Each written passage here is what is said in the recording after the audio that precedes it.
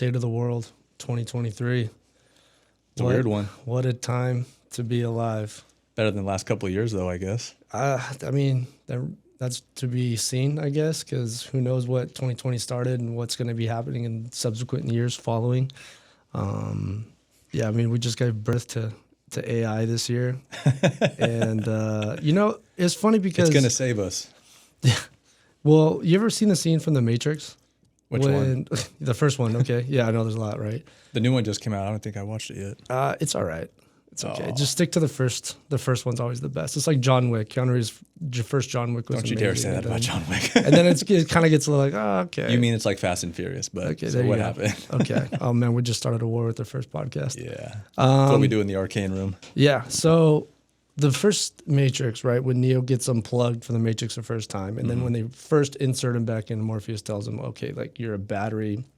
How did all this happen? And they show the real world. And it turns where Morpheus is like, well, at the turn of the 20th century, we gave birth to AI and the whole world marveled. Mm-hmm. And then it was like amazing. Everybody loved it. And then it just kind of cascaded from there. Boom, boom, boom, boom. And then the wars started, right? Well, the whole thing coming out with the AI art, the chat GPT, running all the scripts, copywriting for businesses, everything like that. The whole world is literally marveling at the birth of AI right now. And then when I noticed people thought we already had AI. They don't understand. Well, this is like real AI. Yeah. Well, I mean, if it's out to the public, the government's had it for but every time people are like, "Oh yeah, my AI," I'm like, "No, that's not AI. You tell it what to do and it does something. It's a toaster." Yeah. We're getting in real AI. And now when Elon Musk says it freaks him out, freaks me out. Yeah. 'Cause I considered him pretty smart. Yeah. I mean, that guy's all over the place. He's a beast. Yeah. But yeah, with the whole marveling of the world in AI, it's like, okay, we love it now, but where's it gonna go? What's gonna happen with jobs and professions? Because as an artist, it's like, okay, how You're long? a goner, dude. Yeah. I mean, it's great because it's used as a tool, and I used it for like designing my book. Mm-hmm. But when you look at concept artists for video games, you have a team of concept artists that create World of Warcraft, Blizzard Entertainment, all these people, right? Like this is all imagining from their heads. Yeah. And then you see where it's going and what's happening right now. It's like anybody, a 10-year-old, can create the most beautiful video game art and conceptualize entire worlds and realms and get you 500 plus images in like 2 hours. And we're in like concept 1. Yes. ChatGPT is not even that great right now. I mean, the website crashes like I can't even practice on it because the website crashes every 5 minutes. Mm-hmm. This is like the genesis. Like, imagine what it's going to be in 6 months. Yeah, exactly. And Alex Ramosi did a great post on that, and he shows like the computing power of ChatGPT the public has right now. Yeah. And the very next version of like, okay, here's the processing power. It's like a little pin dot. And then the next version is going to be like the computing power of like the entire human race. Yeah.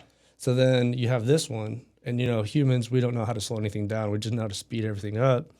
So when this becomes a little pin dot, what's the next one look like? And you just can see the whole phase going up from there. Yeah. Well, like you said, with jobs, I mean, so with jobs, Google and the internet freaked everybody out, right? It's like when the tractor came out for farmers. Farmers are like, oh my God, we are doomed. What am I going to do? I'm going to have to, well, not the owner, but 30 people out in the farm, on the property, were like, that tractor just took all of our jobs. Well, over time, there were more jobs needed. Someone had to fix it, oil it, whatever, transport it. You needed more truckers. So it's like, but how long did that transition take? Mm-hmm. You know what I mean? So same thing with Google. Remember back in the day, Google. I mean, even with like the Tesla trucks, everyone's freaking out. Like, trucking's not going to be here in 10 years. Well, it will. And if we look at history, it always provides more jobs. But I don't really see what jobs are going to come out of ChatGPT. I mean, it's going to do everything. We need a manager and HR. No, you don't. You don't need anything. With Google, it's like, okay, well, now we need more people for security. We got to hire people for this. We got to hire website coders. So it created a lot of jobs over time. But what jobs really come out of what we're handling now? Google is, Yeah. No, I've thought about this for a while, and you don't know what you don't know. And it's like, okay, well, what can AI really Exactly. create for the human race in the future where it solves all these problems? It could be then create jobs that we've never even thought of. It's like, oh, well, if you actually created this profession and you created, these industries, you wouldn't have a third of the problems that you have right now. It's like, oh, we never thought about that because it's pulling the processing power from all corners of the internet, and everybody's life is on the internet. Thoughts, tweets, everything that you upload, how long until it starts cracking databases. And it's like, oh, well, now I know everything about everything. And then that's actually kind of one of my predictions for the future. I don't know how I'd like to see it happen, but imagine like in 2050 when someone's born or grown for, however humans are oddly made in the future. Who knows? Yeah. What if you're assigned an AI at birth and that AI tracks you and follows you, like not in a bad way, like in a mentoring kind of way, like in a companion kind of way. Like, how Pokemon, you get Pokemon, but, instead of in Pokemon world, you get Pokemon, and here you get an AI. Yeah. And that AI grows up with you, and it's like, okay, Damon, I know that your dad left you when you were 5. I know your mom died in a car accident when you were 10. You love art, and you love to do this, and this is your whole history. We recommend you go into like philosophy and become a teacher, because I calculate you're going to have a 90% chance of having a successful life, being fulfilled, and being happy. And that's the best course of action that I would recommend for you. So it's like your guardian angel. But AI. But what about the person who designed it? What if that guardian angel has an agenda for you as you get older? Oh, we're getting into it. Here it goes. You know where my brain goes. That didn't take long. Did not take long. I think we're 7 minutes in. Yeah, no, but you're absolutely right. And it comes down to, are you going to use your superpower for good or evil? Because when you look at a superhero and a supervillain. What if you've been taught that you've been doing the right thing the whole time, though, and you think you are a super good social guy? indoctrination, man. I mean, that's common now. Society indoctrinates. So with ChatGPT, it's like, well, who's behind, the Wizard of Oz? It's like, who's behind the curtain putting this thing out? You know what I mean?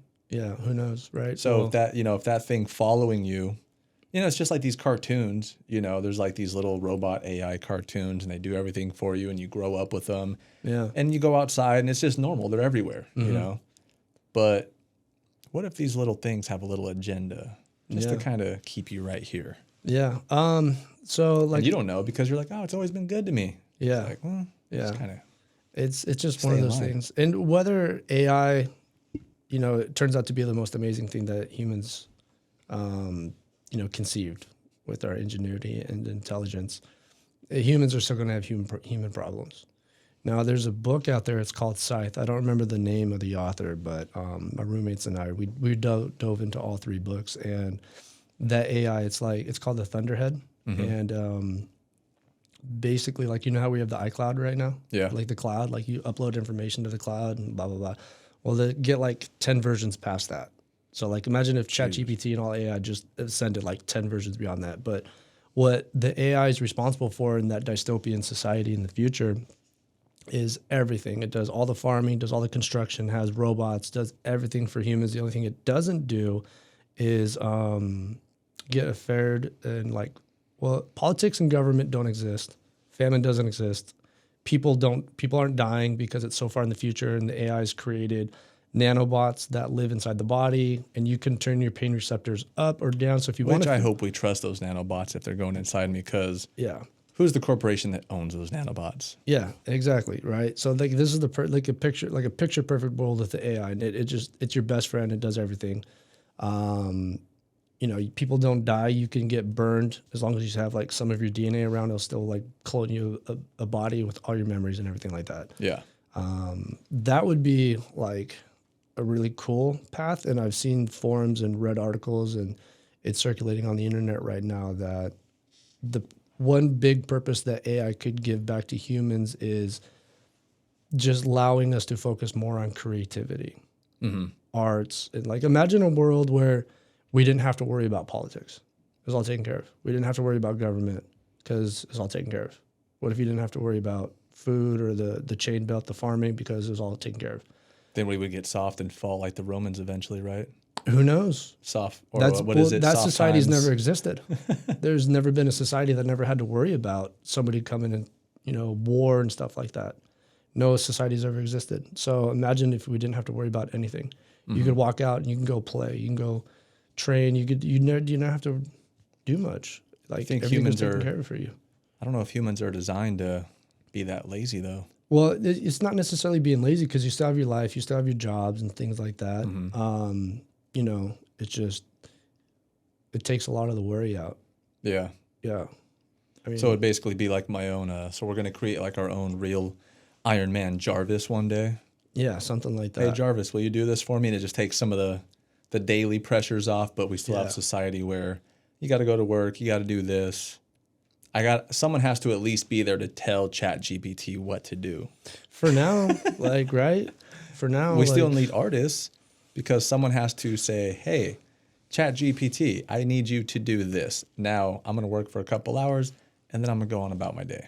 Yeah. I mean, Jarvis was kind of the same way. Mm-hmm. Like, imagine Jarvis without Iron Man or Tony Stark, Yeah. right? You just walk into your kitchen, there's 6 arms everywhere, and you're like, make me this, make me that. What movie was that in? That was in a movie, wasn't it? Yeah, that's in the Iron Man 3 or something. His little garage, his little penthouse garage he has, and it's like... The dumb one. Yeah, the dumb one. Yeah, the one that's not smart AI one. Yeah, but that's where I think about, with this whole ChatGPT AI thing, how I just feel like people need some type of direction or something to look forward to every day. Because if not, I mean, even people in retirement. I work with a lot of people in retirement, and the people that I talk to, the ones who don't have a hobby or don't have anything to do, Health declines. They're like, you got to be around your family. You got to, like even the people at Walmart, the door greeters. I've talked to a few of them, and some of them, they have to work. And then the other ones are like, it just kind of gives me something to do. Mm-hmm. I see my little regulars coming in and out, and I'm like, man, how much AI is almost too much. Yeah, how much is too much? Yeah. Well, right now we're, in the very evolutionary phase, at least released to the public, because who knows, God knows what the government and whoever BlackRock, private corporations have access to, right? Yeah. But right now it's a massive tool. Like for me in the solar industry, marketing, things like that, like it's like, oh, what used to take me 2 hours to think of a concept or write down a concept for a topic. Oh, it's like, oh, here's your 15 bullet points. Go create content on that. Mm-hmm. Like I don't like using it like that. I like if I'm going to put out content in the world, I was like, hey, this is from my heart. Yeah. This is something that I've personally experienced. But like I've seen people writing Forex trading codes and applying that. Hey, ChatGPT, I'm going to give you the last 12 months of investments, and I want you to find me a code to get the perfect trades. Like I don't know the lingo, and these people are a lot smarter in that industry, but it's like, hey, write me a code with a bot that tracks this, and Python or whatever it is, and spits out the whole code. You put it in, and like, dude, that's insane. Yeah. So it's a massive tool. Those that weaponize it and know how to use it are going to become far more. Or there goes the financial industry. We don't need those guys anymore. Yeah, well, the financial industry, that's another topic because other countries, the BRICS, have you been following BRICS? Oh, yeah. We're not even part of it, are we? No, they're leaving us. It's every country. It's every country, I think, that the central banking system is not in. So that's Russia, China, Egypt, Saudi Arabia, and I want to say like Argentina or some South American country like that. Mm-hmm. Yeah. So with BRICS, we're not in the cool club. And if you saw that just the other day, like what was it, 400 tons of gold just got bought up, and most of it went to Turkey. 400 tons of gold. Like over 400 tons, billions of dollars worth of gold has just been bought up by all these countries, and Turkey holds a lot of it. And then in America, there's like a lot of people who didn't want their name out there. But it's like, so wait, you're telling me that our dollar is declining, supposedly. These other countries are kind of starting their own currency, or we're not going to be part of their currency. And then all this gold around America is just like gone. All these people are buying it up. So I'm thinking, okay, well, what's the next step from here? I mean, are we going to become a third world country? Do we all just go to Bitcoin and become even? Man, Euro dollar, like the Bible says, we're just gonna one world order it. Something. I don't know. I mean, parts of America are already definitely third world. Yeah, like, that's true. Like I've seen all these comments on Instagram because of all the floodings and everything going on in California, and everybody's piping in from the other states on these posts. Yeah, and they're like, just let California fall off. Like everybody's just bagging on us, and you know, we're gonna break off. I mean, I don't know how that would go though, because California is a wreck lately, last couple of years. Yeah. But we are like the fifth biggest economy in the world. So if we break off into the ocean, I mean, does the U.S. really have a chance, or will everyone be fine? Just kind of go back to living a little more simple. I mean, as long as we have Texas and Florida, and I think we're all right. Yeah. As long as those guys stick around, we'll be survived by Texas and Florida. Yeah, yeah. I just saw this post earlier today that this some group up in San Francisco pushed for like a $50 million payout to African Americans of slave descent. Reparations. Yeah, yeah. I always wonder. That sounds like a great idea. Where's the money coming from? Well, they're not making money. They're not a money producing machine. So that's exactly what I was going to say. So if California doesn't print any money for reparations, I mean, I did do my 23andMe. I think I'm like 2% African American. It's probably more than me. So how, I mean, do they track, like, is Ancestry going to jump in on this? Do we have a budget for them to go, okay, we're going to track back how much money you get, who your ancestors were, and then we're going to go find the people that enslaved them, and we're going to go get their money. Is that what we're doing, or no? I'm guessing we're just going to do some tax. I'm guessing it's just coming from taxpayers. Oh, that's a horrible because I think it's a great idea. I just want to know where the money's coming from. Yeah, yeah. I think that's a great idea. Imagine just like you get a letter one day like, hey, your ancestor did this to this family, and now we're going to garnish your wages and withhold money for every that's the way to do it for the rest of your life. Yeah. Give a huge budget of our taxpayer bills to like Ancestry, pay like, some, people who work for California, the state, give them a huge salary, make sure they're paid very well. Yeah. Have tons of money coming in, just like the people who solve the homeless problem, they get huge salary and, they're doing a great job. So we're going to start a new committee and we're going to track. So we're going to do it for, do we also do it for Native Americans? That's the door Jewish it's going to open up. The Irish? Yeah, I'm Czech. So do we go back and say, okay, who hung my ancestors? I'm sure people who are British are going to get hit pretty hard. Yeah, man, damn. People are going to be changing their last names like crazy. Yeah. And the other question I have, and this, like I said, this is a great idea. I just have a few questions. If we're going to go this way. California wasn't a slave state. So how does this work? Are Californians going to get hit hard with taxes, or are some of the southern states, the Democratic southern states back then, are they going to pitch in? Like, how does this work? Yeah, what if it's like, okay, you checked my ancestry. It's like, I'm white, but I'm from this other part. And when slavery was going on, my family wasn't even around. So my genealogy is not even in line. But then what if that opens that door, then what about somebody that's like, okay, well, this political group oppressed my grandmother, and this created generational like curses, or what am I trying to go? Generational traumas. Because my mom, now she couldn't be a great mom, or my great-great-grandmother couldn't be a great-grandmother to my great-grandmother, to my grandmother, to my mom. And now I have a horrible life because they put us out on the streets way back when. Yeah. So where do you draw that line? Yeah. Well, and then I think like the third or fourth biggest third or fourth biggest slave owner in America was a black dude. I think it was like a tobacco farm. I don't know. You have to fact check me on that one, YouTube. But yeah, someone look that up. That's the other thing. Post in the comments. I've seen videos where there's also a lot of African American families that had a lot of slaves. I mean, if you have hundreds of acres of tobacco, or everyone thinks it's only cotton. I mean, you're talking a lot of different things. Yeah. Well, and if you go back to Africa, imagine getting that letter. You're like, Wait, I got to give who money? How much do they want for each person in California? It was like 50 million. Jesus, I think someone's just trying to break the bank, so we all just have to switch to Bitcoin and be digital already. I don't know. Yeah, it was like some $1 billion bill. It's like, wait, hold on, what? Yeah, But I thought it was 250,000 a person at first. I saw one for that. I saw a post for that. I think that was the first one that kind of made headlines that came out. But I saw one earlier today, and you know, it's the internet. It's the internet. Who's creating this content, right? Yeah.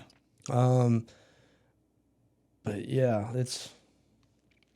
Yeah, I want to say it started at like 250,000, and now it's even gone up. 5 million. Okay, well, San Francisco reparations. You found it? Some black residents in San Francisco could be eligible for $5 million in payment proposed by reparations committee. I'm sure that committee does not have a humongous salary. How do you qualify for that job? Well, let's pause that real quick because What has to be on your resume to be the head person on the committee? yeah, how do you get qualified for that? It's interesting. But then, like when you talk about the Black Lives Matter and where all that money went, Oh, to like a bunch of houses, right? that came out like I think it was like $80 million or something like that, just like vanished out of the account. Didn't a bunch of people just drop that whole thing? I was on Instagram when all the news came out. You know, she hired her brother-in-law to like be her security. He got paid like a couple $100,000 a year. She bought a few houses, and Security's basically paying that much these days.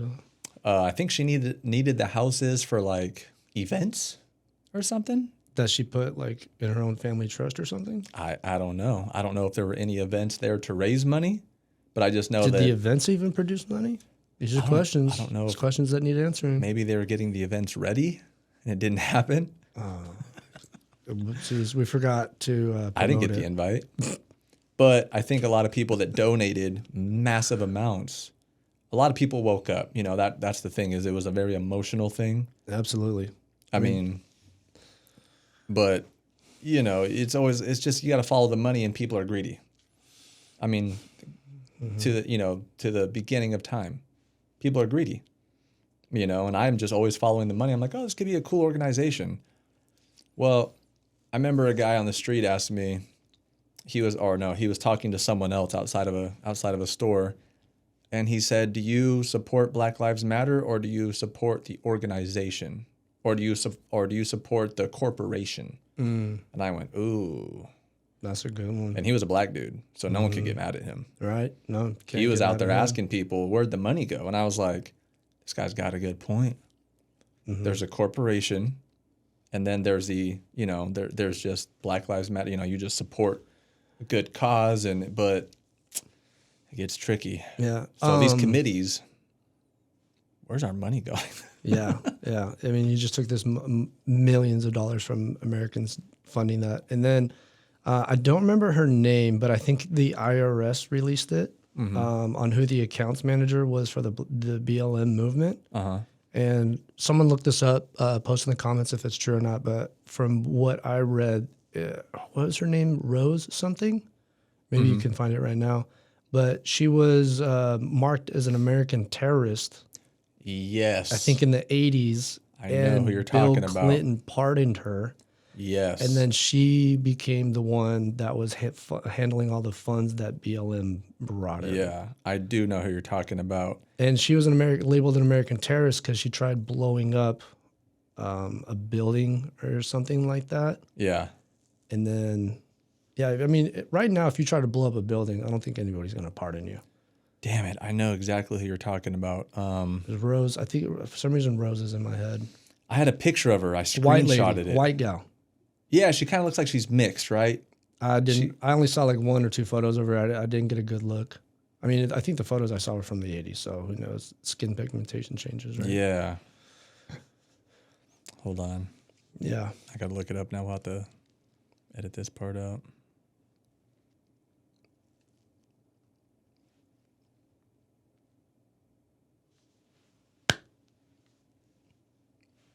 So she was labeled a terrorist, right? What happened with these lights, though? I don't know. I kind of liked them too. Oh, now Google's not showing me. It knows we're talking about him. Yep. It's going good so far. Yeah, it's just going to go off. Before you know it, we're all going to get canceled if we're not careful. That's why we got to be neutral. Yeah. I'm just asking questions. We're just asking questions. I think everything sounds great. This all sounds great. Dude, that is crazy. I had a picture of it. The IRS gal? No, the lady that it was like, hey, my name is so-and-so, and I was labeled a terrorist and blah, blah, blah, and Clinton pardoned. Someone actually memed it. It was a meme, dude. Yeah. Yeah, see? Okay, I didn't just read Hocus Pocus then. No, it was a meme. See, that's why we got to start screenshotting stuff and bring it in here. Oh, yeah, dude. Yeah, I'm sure it wouldn't take us very long or somebody on YouTube to go and find out. Susan Rosenberg? That sounds familiar. Susan Rosenberg. Oh, it's going to pop up like some... According to Wikipedia, convicted after... What was that? Uh-oh. Susan Rosenberg. Let's hear you say it. According to Wikipedia, convicted after a trial on the weapons and explosives charges, Rosenberg was sentenced to 58 years imprisonment. She spent 16 years in prison, during which she became a poet, author, and AIDS activist. Her sentence was commuted to time served by President Bill Clinton on January 20th, 2001, his final day in office. She sounds like a lady for the job. What? That's coming from Siri, too. So that's Susan Rosenberg. Yes, Alex, you are correct. Oh, my There gosh. is no misinformation there. Siri coming in clutch. That's her, right? Yeah, that Yep. looks oddly familiar. So she was picked to help run BLM. That, my friend, I don't even need. I see the resume. I see 16 years. I just throw it and go, you're hired. Yeah. I mean, Come on in. I mean, people. We got a lot of houses. Let's play devil's advocate. People change, right? Like, I have a dark. Prison can change you, Alex. Prison can change you. Yeah. I mean, look at Mike Tyson. He got meaner. Jesus. Well, he's kind of a saint now, though. I go to him for life wisdom now. He's a big old teddy bear. Not one that you want to piss off, though, but Yeah. like that guy on the airplane. What was he doing? Oh, Yeah, man. I'm not. But yeah. So yes. On the last day of him in office, Bill Clinton pardoned her, huh? Yeah. Last day of office. The last thing I got to do before I get out of here. We're going to pardon this woman.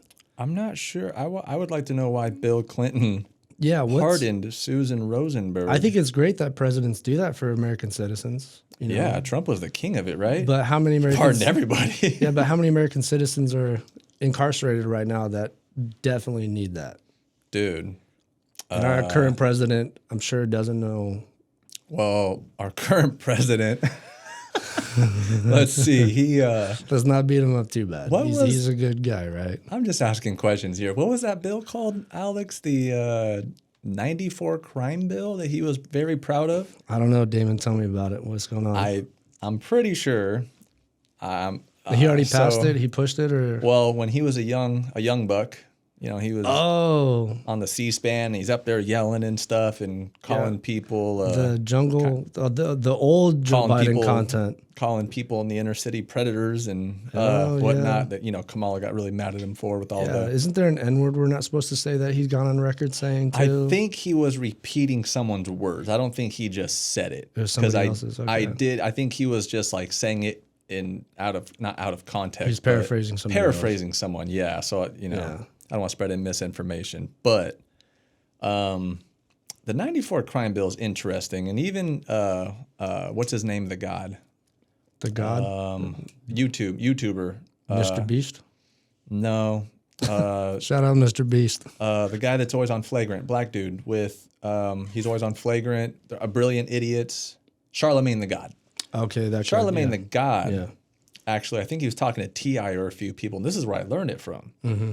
And he was like, they were like, well, we're going to vote. Everyone was like, we're going to vote for Biden. He was like, well, after the 94 crime bill, I don't know if I want to go that way. And they were like, what's the 94 crime bill? And he was like, oh, if you didn't know, Joe Biden passed the 94 crime bill way back in the day. And the 94 crime bill is what the difference was between if you were to get caught with cocaine, the white people's drug, or crack, the black people's drug, or the inner city drug. And you're quoting somebody else right now, right? Yeah. Yeah, okay. Yeah. I learned this from Charlemagne the God, and I looked it up, and there were some. So if you had crack, apparently, you got way more time than if you were to get caught with cocaine. I think The is what he. off-brand catches you more time. Well, I mean, if you think about it, cocaine is more of the rich class drug. You don't want to throw them all in prison Yeah, forever. 100%. Wait, You get caught with crack. Yeah, gone. didn't the CIA have something to do with that? I think there's a lot of evidence now that showed that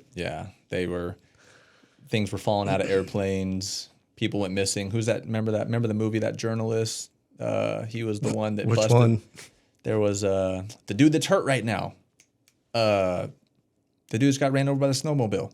Jeremy Renner. Jeremy Renner. He played a journalist that busted the CIA back in the 90s. Did he? And it's an amazing movie. I'll have to find it. I need to go watch that movie. Jeremy Renner played a journalist, and he was on their tail, and he was proving that they were helping move drugs into like Compton and all these places, right?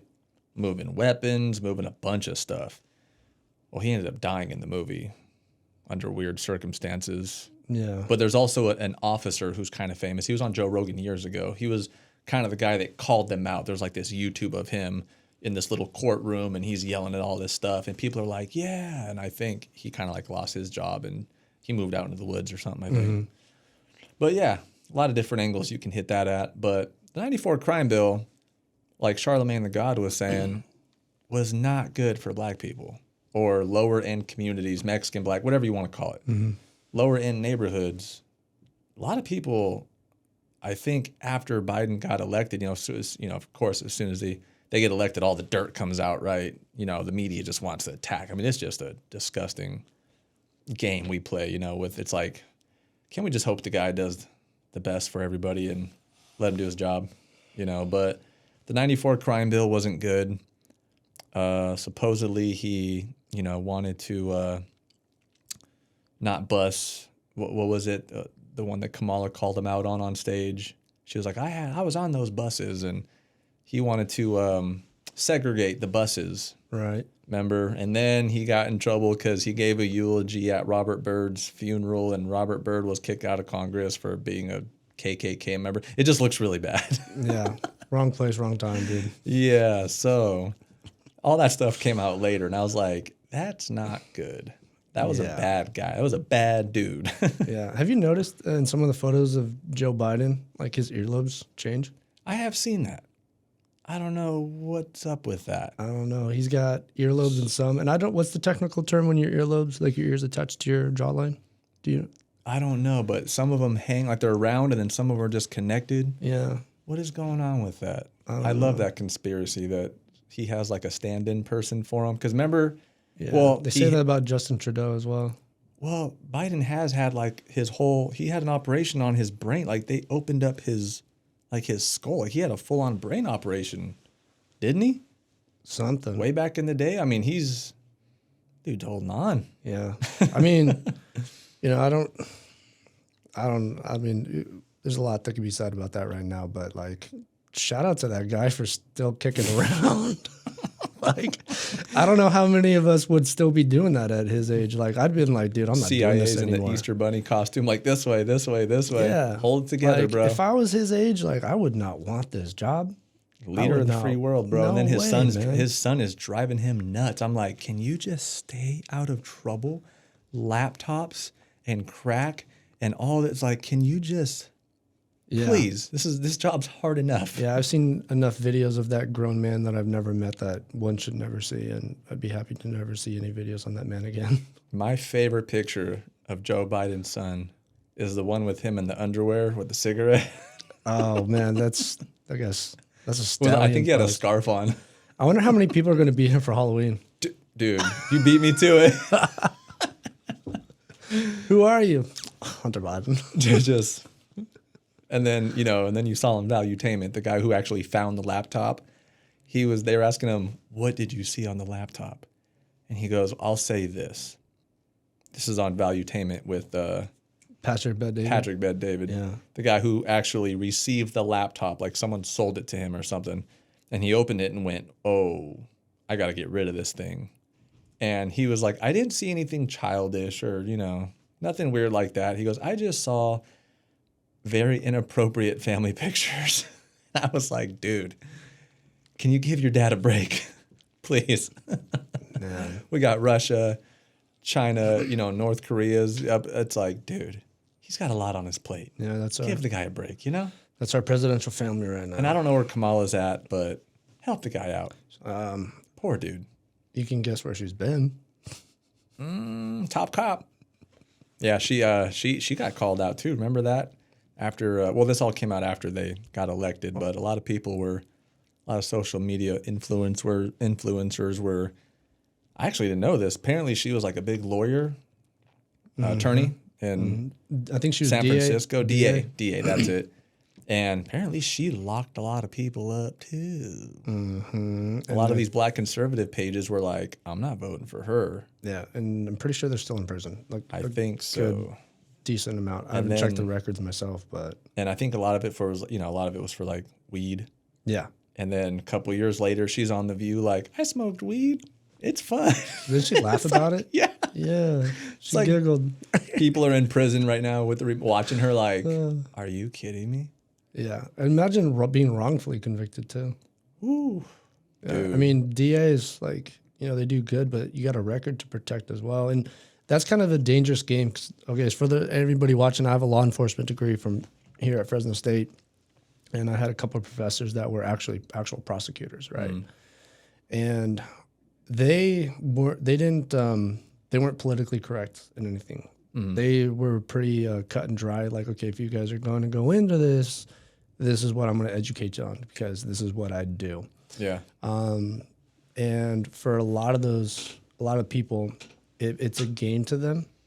And games are great when you have like a playful nature. Notch on the belt. Yeah, but when you have a competitive edge and you tie in, pride and ego, and you don't like to lose, then that could be a problem. Innocent people Are now victimized to your superior knowledge of the law. And we've all seen people who go to prison. A lot of people, they withhold evidence or whatever, so they can win the case. Omit evidence, things like that. Yeah, it's like... there's documentaries on this stuff, man. That's one of the biggest reasons And those people kill themselves because they're like, I'm not going to prison. Yeah. I locked up a lot of people. Yeah. And that's why I didn't go... That's one of the contributing factors why I didn't pursue law. Because when you look at that, the law, the judicial system, the educational systems, you could just... That's a mess. It is a mess. It's like the beginning of this conversation with humanity. Dude, our society is just so many lost souls out there. And that's why I didn't want to be a cop. I was getting ready to go to the academy, I think at 22 or 23, and going on ride-alongs, talking with my dad's friends who are just wild dudes. And you're talking about shootouts every night. I'm like, how is this not on the news? They're like, you don't want to put it on the news. Yeah, but they were like talking about shootouts every night. Chicago and Detroit. Yeah, well, even when comedians come to Fresno, we're known for meth. Oh yeah, it's like Jesus, dude. Yeah, what the hell? I think it was Steve-O or so we see a bunch of people at the Tower Theater, and every comedian is like, oh, meth Fresno. City. It's like, we have a nice place called River Park too, right? Yeah, go there. Go there. We have lakes and stuff. Go to Northeast Clovis. Yeah, but that's what we're known for. Even when you talk to people that have done bad stuff in the past, there's this devil's triangle, and it's like Fresno, Vegas, up to the Bay Area. It's like just huge for sex trafficking. What? Yeah, dude, massive for sex trafficking. 99. Yeah. Ugh. Yeah, Fresno's the connector in the whole thing, right? Connects to the Bay, down to Bakersfield, right in the middle, to LA, Vegas. We're definitely part of that. For sure. So that's just. But so I was going to be a cop, and the more I went on ride-alongs, I'm too much of a pushover, dude. I'd be out there. I'd be like, hey guys, so what's going on? I would want to be helping everyone. Yeah. And then the hothead part of me, I think I would have got tired of it. Babysitting people. I've heard stories, kids get locked in closets for days. I'm like, dude, how do you not snap? I mean, dude, some of the stories I have heard Yeah. are, I'm like, I can't imagine going into a call where a kid was burned almost halfway to death on purpose because the parents were high, so they poured hot water on them. Was it meth? Yeah, probably. That's probably, yeah. And don't then do you that have on to the go other into ones. that call the ambulance, not hurt those people, just sit there and look at them in handcuffs. Wait for the ambulance to get there, escort them to the jail. They're going to get breakfast, lunch, and dinner. You know what I mean? Yeah. And then you have to go, okay, well, I start my next shift in 10 hours, so I better go to sleep and try to forget that. Yeah, then you have to go home and see your family and kids. And then someone flips you off at a light and you're like, not today, bro. Don't. You have no idea what I just saw. Yeah. So to kind of touch on that, when I was getting my undergrad at Fresno do it. State, I had to do an internship, and it was with Sierra Educational Research Institute. So it was with a psychologist. And I was fortunate enough to go there at the time that she had put together a mass study, psychological study. So imagine a questionnaire that's like 200 questions long, but it's really only asking like 10 questions. But it's the same 10 questions formatted differently from different angles. So it really pierces the mind to kind of see where this individual is. So picture that test asking all the horrible questions that you just don't ask a stranger. Are those the ones that ask you, like, do you love your mother? Like No. 10 times? No. I've heard of them. We'll talk about that one in a little Yeah. bit. What is that? My buddy was like trying to be part of the FBI, and he was like, dude, some of these questions are like, what? Yeah. Anyway. No, these are the ones that are like, do you abuse drugs? Do you drink when you're on duty? Do you like neglect your wife? Like blah, blah, blah. It's getting to the depths of that person's psyche and seeing if it's a healthy human being in this profession for extended period of time. See if their or answer not. changes over time. Yeah, because one of the most powerful things in the world is data. The more data you have, the more you can predict and and understand, right? Billion-dollar industry. Yeah. And humans are the product, Yeah. right? So we sent out, I think it was like 2,000 of these questionnaire surveys. And it was down from like local PD, street cops, bike cops, all the way up to, I can't remember exactly, but it's like intelligence agencies got their hands on this too. Yeah. So it was all anonymous. It was a huge study. I don't know if it ever got published. I think my name's on it though, because I worked on it. Oh, nice. But they sent them back, and it wasn't like Scantrons that you could use to like pop it in and gives you the data. You have to manually read the question. That's what we had to do as interns. We had to manually read the question and mark off where this person rated themselves on a scale of 1 to 5. I made it through. I did probably about 200 or 300 myself. Yeah. And you're reading somebody's mind is what you're doing. And these are people that have been in PD for a year, all the way to 10-year plus, 20-year decades, veterans, things like that. Dude, it was like 80% of everyone that I read was just heartbreaking. Yeah. That was was insane, dude. That was the biggest reason why I didn't go into PD. Because I was 22. Well, and you probably think you're going into it doing the right thing, and then you learn how bad the system is. then you're just like, you learn how powerless you are. I can't fix this. No, yeah, you don't be a cop to serve justice, by the way. Yeah. You don't serve justice as a cop. I'm sure there's ways that they do serve justice, but We need to get one of our cop buddies in here. remember, I won't say his last name because he's active PD right now, but you remember Mike? Oh, yeah, yeah. Yeah, he's PD over in Vegas right now, and he shares some stories, man. Yeah. Yeah. A lot of respect for him because he served tours over in Afghanistan, and yeah. Have you talked with him recently? No. Yeah, you might want to give him a call, check in. We have some he's people doing here great locally, now. too, we can bring in. Yeah, we could. Okay. Well, and that's the thing, like, you just look at, even just look at how many people are on SSRIs. Can you explain that real quick? Well, SSRI is like the depression medication.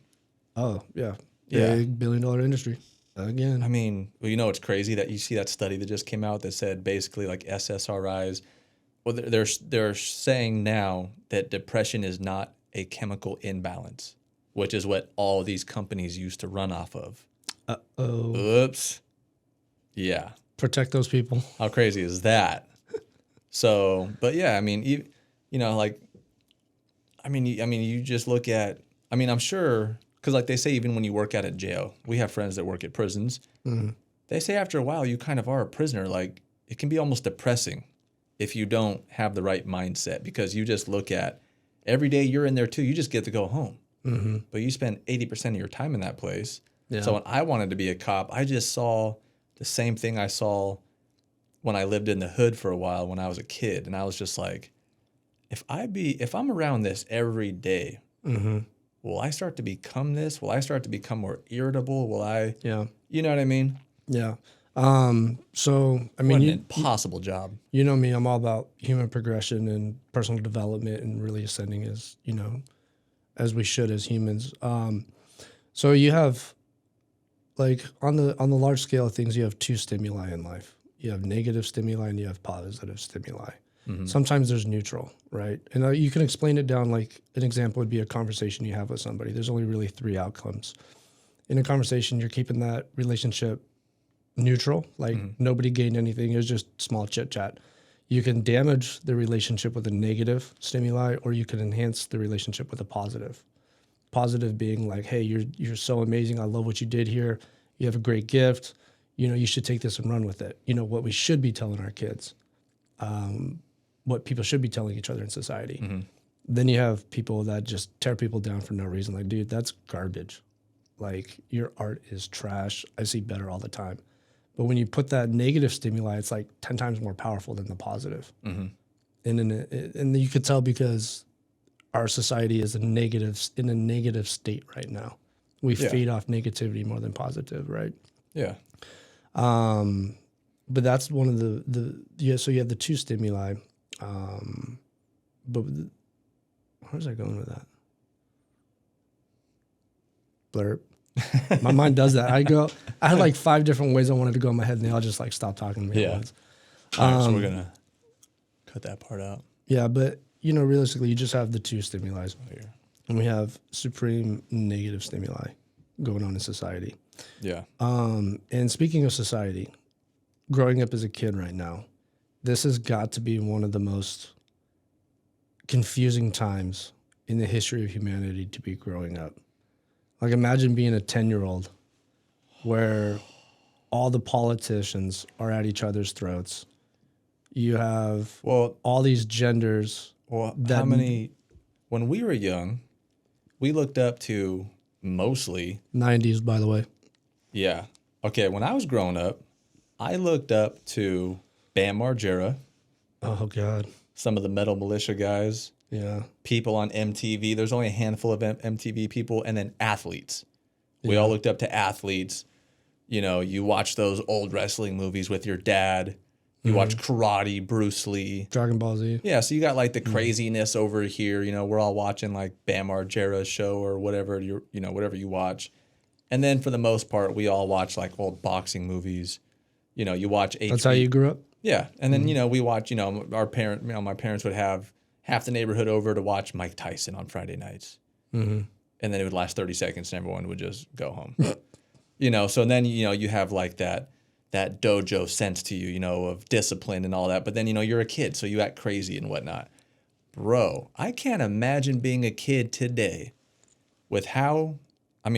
The internet's way faster. When me and you were looking up stuff, Dial up. Yeah, you can watch people commit suicide right now. You can watch a ton of porn. You can watch, you get all these mainstream media, YouTube people just talking about nothing, basically. All the hate, all these YouTubers at each other's throats. And then you got rappers, and rap hasn't got much better from when we were young. Don't get me started on the music. You got little girls, looking up to Cardi B. It's like, bro, I thought we were supposed to progress. It seems like we've gotten worse over the last 20 years. Yeah. And then the fatherless count has just skyrocketed.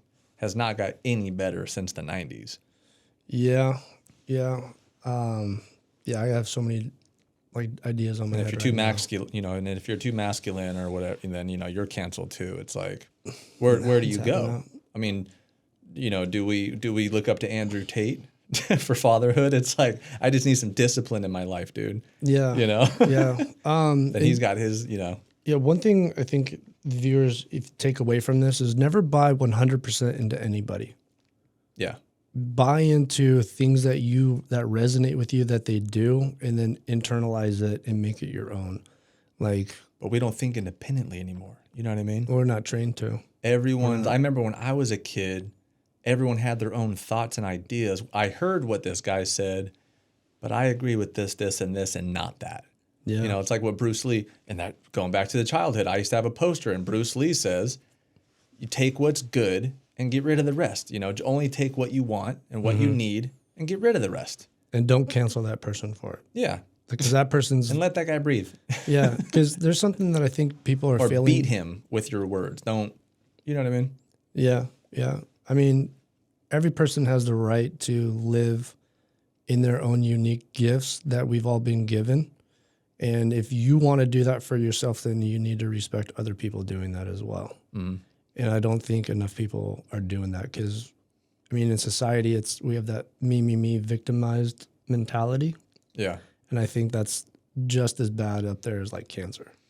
Victims are everywhere today, dude. That's the crazy thing. Yeah. They're everywhere. Yeah. I mean, just growing up right now, you have all this chaos going on. And I never understood why the older generations are mad at the younger generations. Because, I mean, if you're under 20 years old, you just got here on the planet Earth. Yeah. You're playing the game that previous generations older than you made. Yeah. Like, the younger generations didn't make social media. They didn't make all this gender stuff going on. They didn't make all these policies. They didn't make these governments. The older generations did. Yeah. So why blame the younger generation? You didn't fix it when you were young, so... Yeah. But I think that's just something you do when you get older. You just go, oh, the Gen Z. And it's like, and our parents are saying the same thing about us. And, like I was talking to my family members the other day. He's like, oh my gosh, all the rappers that dress like women and all the weird blood sacrifice. And I'm like, you know that all the rock stars back in the day were cross-dressers too, right? Big hair bands. Oh, yeah. I was like, yeah, don't forget where you came from, but I get what you're saying. Once again, it's like that, I don't want to look at my own, my shit don't stink, but yours does kind of thing. Yeah. It's like, no. See, yeah, exactly. I feel myself doing that all the time. Like when I see younger people or my younger cousins, I'm like, oh, your generation doesn't even... We didn't need Snapchat. I'm like, oh my God, I'm becoming an old person. Yeah. I'm already hating on what they have. At least we will never say, well, back in my day, it was a blizzard walking out with no shoes on to school and blah, blah. Now I'm just more like, we used to actually have to go talk to girls. You guys are just on your Snapchat. Oh my gosh. Yeah. But that antisocial mentality, dude, is kind of what scares me. Is like that I see everyone just seems awkward nowadays. Mm-hmm. You know what I mean? Like you talk to someone, they're just like, oh, like everyone seems like, I don't know. It's getting weirder and weirder to have and I think that's where the AI, to wrap it back into this, is going to really take over. Everyone just needs a friend nowadays, I feel like.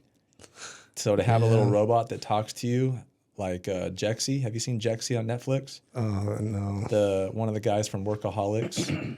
One of the guys from Workaholics gets a new Apple, and it's got like a glitch in it, and it's like, we're here to make your life better, and it becomes like his most pal. Dangerous words ever.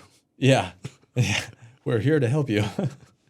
We're the government, and we're here to help.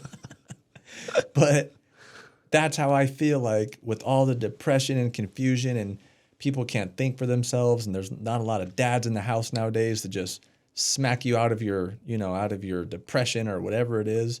It's like, go watch the movie Jexy. Jexy. Yeah, it's on Netflix. It's hilarious. I was watching it while I was sick. Oh my gosh, dude. I was laughing so hard. Yeah. And his phone is basically like, I'm here to make your life better. And she like cusses at him. He's like, all right, Jexy, I'm home. Let's get a burger from... She's like, no, fat ass. We're going to get you a child salad from so-and-so down the street. And he's like, Jexy, I said order, and it orders him a salad. He's like, what the hell? Mm-hmm. And then like he runs into this girl, and his phone starts doing funny stuff, and it's his phone's like, I'm not going to stop till you go talk to her. He's like, yeah, but I don't know. It's like, go talk to her. Oh, that sounds familiar. Maybe dude, I've it's seen a couple great clips movie. on that. Yeah, And it's ringing a bell now. Dude, it is funny. He goes to work. And people are like, yeah, come play kickball with us after work. You know, these people, they all work in like San Francisco. And he's just always on his phone, you know, never puts his phone down. But he's always on it because like his parents divorced. It's pretty funny. And It's funny people get parents. not divorced, but like he's just grown up with a phone, like you said in the beginning. That's what made me think about is his phone is his pal. Yeah. His phone is like his everything. His parents start fighting, and they're like, don't say it in front of the kid. Give him a phone. And he's like on the Nokia playing the little tennis thing back and forth. You know what I mean? Dude. Yeah. And then he gets older and his phone, and so he's obsessed with his phone. He has no friends, no girlfriend, hates his job. He walks right by this beautiful scene of like the Bay Bridge, but he's never noticed it because he's always on his phone through the crosswalk. And his phone is like, you need to go hang out with people. Dude, and his friend, these guys from his work are like, you should come play kickball. And he's like, oh no, let me check my phone. Yeah, I got stuff to do. And Jexy like pops up. It's like, I'm going to go home and cry in my own tears and masturbate and eat nothing but pork. And he's Which like, is what he okay. did. So yeah, he's like, okay, I'll come play at the park with you guys. You know, Gosh, she but paints a horrific photo of himself. but he like, the movie is brutally rich. Like, Yeah. I mean, it's kind of where we're at right now. And then if that does happen, that's opening Pandora's box. And that's a box that will never be closed. If we become so reliant on AI like that, that's it. It's a Sad wrap. people We just are lot of sad in a new, 100% new era. Like, I feel like right now we're still teetering on the edge a little bit. I don't think you can stop it, but to get to that level, it's like, but it's interesting that the phone had more humanity than the human and what was best for the human. So I could see that for sure 100% happening though. Yeah. I mean, we have all man's mystery, all the answers to the universe, somewhat, Kind of. on this little screen. You're not going to find anything. And we in there use it that- for cat videos and like to talk shit to people on Twitter. It's like, dude, this thing has all the answers. Yeah. I mean, so what does that tell you about humans right now? that when you're depressed, dude, you just attack other people when you're not happy. Yeah, hurt people, right? Hurt people. And hurt people are on SSRIs. Yeah. So that goes back to like the negative stimuli and the positive stimuli. Yeah. Right. So I have this thing that I talk about like when I give keynotes and I talk to like either groups of people, but so like you look at cancer. Is that in your book? I can't remember. The stimuli? Dude, there's so much in the book. Yeah. Like, have you gone through the first 3 chapters yet? I've skimmed back and forth through it. Yeah. I've kind of picked chapters that I like the headlines of. Yeah. I'll get you more content, read a few of them, and then we'll talk about it on the next one. So when you're giving the keynotes? Yeah. So when you look at, and this is why it's so important to heal yourself, like as a human, your traumas and things like that, because so the way cancer works, you have a few corrupt cells in a specific system in the body, right? So like when you have cancer starting off, it's not everywhere. It starts somewhere, then it spreads. So you have cancer cells that grow, fester, and then they start corrupting everything else around them. So when you insert negativity into society and then it becomes to fester, now your negativity that you've inserted now becomes a cancer of society. Mm-hmm. And the only way to combat that is with an antigen, a positive cancer.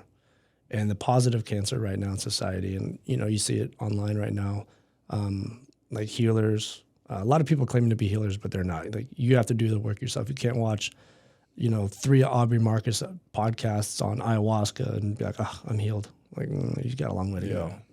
He's done life for like 20 years. Right? Yeah. I myself been, experienced over 10. You got to do a lot of work in that area. And make sure you have a good shaman that you're not going to have nightmares the rest of your life. Yeah, don't do the wrong one. Yeah, don't do. Yeah, just because we're gonna touch ayahuasca real quick, don't do ayahuasca in someone's like garage. Yeah, well, I've even heard of people doing them in Peru with weird people and. Don't. Yeah, I would say make sure you have a buddy, but I did my trip solo, and a lot of people do. Mm-hmm. But that's another conversation for another time. But anyways, back to the society, right? So we have a negative cancer that's infected society. And it's taken root everywhere because when you look at, horrible videos on the internet, it's got 10 million views. Yeah. of someone being decapitated or a bomb going off in another country. Well, who do we know? Like, where's all the views for like the best medical doctors? People that won Nobel Peace Prizes, scientists. We don't know those people, so we're celebrating the wrong thing. Yeah. But how you fix society, in my opinion, right now, is you heal the individual, because societies are made up of systems, or cities that are made up of systems. Yeah. Okay. Just letting you know. Yeah. So societies made up of systems, communities. What are those communities made up of? Neighborhoods. What are the neighborhoods made up of? Families. Who's in the family? Yeah. Parents and kids. And if you break that unit down, then you're going to break down the neighborhood. And if you break down the neighborhood, you break down the community. And then it infects and infects and infects, right? And then that little shithead becomes a politician one day. Yeah. Oh, boy. Yeah. I mean, Better hope you raise them well. yeah. And Because we all got to contribute at some point. And, hard times make strong people. So I'm optimistic about where we're at, because, it's the whole Phoenix Rising thing. You have to, human race only learns through tragedy and failure. Yeah. Rarely has anything of worth ever come out that's been like, I meant to do this. Like, most things have been an accident, stumble forward, trip on our faces, and then we get back up, and then we're better, right? And you look at the economy with the collapsing of like World War I, World War II, things like that. The data speaks for itself. But what everybody can do is heal yourself. Because if you heal yourself, you're a better human being, and you talk to other human beings, and you spread that. You bring better tools to the village. Exactly. That's how you build a stronger community, and that's how it goes up and up. And that's how that's what I see. Because we're on the topic of this one is 2023, where we're at, is everything's not everything's fucked, but everything's fucked. Yeah. And the only way you get but fucked there is, are those there's those pockets of, I can't remember what study it was, but basically bigger cities, people move and talk faster. They do. Smaller cities, they did a study, smaller towns, people talk slower. Well, if you go up there and you take a left, you'll make a right, and then you're gonna, what happened was, and then people from New York are like, bro, dude, I gotta go. Like, are you sure? You know what I mean? Yeah, not picking on New York. Yeah, not picking on New York. Although I feel like they're prideful about that. Yeah. I've never been to New York. Any big city, Yeah. I mean, it's like, so, yeah, I mean, it seems like the smaller the village, almost like you could have more of a, I don't know you could have more of like control over this, like the depression and the kids and how people are growing up and the choices that people make. But I feel like we've gotten so big and out of control, and Twitter kind of, divided everyone. And it's like, man, like you said, it goes right back to the root with the family first. It's like a little seed that just spreads, and all of our roots eventually hit this huge city, and we're all in schools together and growing up together, and we all have different political views. But yeah. And real quick, because you brought up Twitter, have you watched the documentary The Dissident yet? Is that where the Saudi Arabia? Saudi Arabia, that's the guy that got killed, right? Yeah. The journalist. Yeah, I watched it a long time ago, and I'm going to miss a ton of details. The journalist, that's who it was. The journalist, they were showing that, like, didn't Saudi Arabia... They were, like, running Twitter. Not running Twitter, but then they have... They weaponized it pretty good for weaponized propaganda. a room with, like, 1 billion cell phones or something, and some guy called it out. You get Twitter hubs. It's called The Hive, right? But we don't got to talk too much on Saudi Arabia. Guys, just go watch The Dissident. Yeah, I love them. Didn't they just buy WWE? They bought WWE. Didn't like the prince or somebody like he just purchased the worldwide. Which I don't know how it's going to work. Like, can the women not show skin anymore? I have a lot of questions. I don't know. That's nuts if they bought WWE. Weaponizing Twitter, social media, people read it, and like you said, hurt people, and we go out into the society. And I think my answer to the solution would be just better communication. Yeah. There's also, I would agree with that. We can add, so everybody says, what does the world need more of right now? Everybody's like, love. If we had more love, it's like, okay. You can say that, but it's like you gotta be more detailed. But you gotta be more What do you detailed. mean? What do you mean? Well, from my observation, we need maybe 3 things. More empathy, more understanding of that it's okay for people to be different and accept them. And I don't need to like push my stuff on somebody else because, you know. Yeah, understand their point of view. Yeah, empathy for your fellow man because we're all in the shit right now. So empathy, understanding, okay, 4, accountability for your own actions and what you've done, and leadership. Yeah. If we could nail those 4 down, I think we're off to a good start. But can you get all those when people are born with certain personalities? Or do you think people just fall into those roles? Some people are better workers, some people are better leaders. So if you analyze societies and you really think about it, when you're growing up as a child, the biggest thing you want to do is learn how to fit in. Where do I fit in this family? Where do I fit in this group of friends playing kickball outside? Where do I fit in with this tribe? And then it goes up to where do I fit in this world, right? So we're all designed to fit in. And because if you didn't 1,000 years ago, that meant death. Yeah. Well, yeah, that meant death. I mean, if you didn't fit in with the tribe, you got to go hunt by yourself. You got to live in the forest by yourself. Yeah, you're out of the village, bro. You're out of the village. Can't say what else. Can't see it here. Can't hunt here. Can't hunt here. I don't know. Caveman had that accent, but yeah, well, they did in Forrest Gump. They did. But then if you look at tribes, right? Or actually not just tribes, but if you look at maximum security prisons, what's the most damage you could do to somebody except for death penalty? Being alone. Isolation. We didn't even plan that. That was good. So if that's the crazy. worst thing that you want, then the best thing to do is to fit in. Well, a lot of people are sacrificing what makes them unique to fit in because it's trending. The Kardashians did it. Yeah. I want to be like them. I want to be like him. So there's a lot of self-sacrificing. And I think that's why a lot of people are confused because they're living up to somebody else's life, but they don't even know who they are. Well, we're all looking for someone to look up to, right? We're all looking for someone to There goes cling the leadership to, and things like that. especially little boys. I mean, Yeah. little girls too. But I mean, I Yeah, watch little girls don't have the best role models right now either. Yeah, I mean, then most of the cartoons I'm pretty offended by. Like, Oh my little girl's just supposed to be a princess and let a man take care of her. I'm like, bro, that girl could run some things one day. Be careful. Yeah. But with boys especially, because it's all the little boys in my family and on Raven's side, and I mean, everyone needs that role model, and like you said with leadership, if there's not someone in the tribe to take the leadership role, then who do the boys look up to? A lot of boys today are feminine.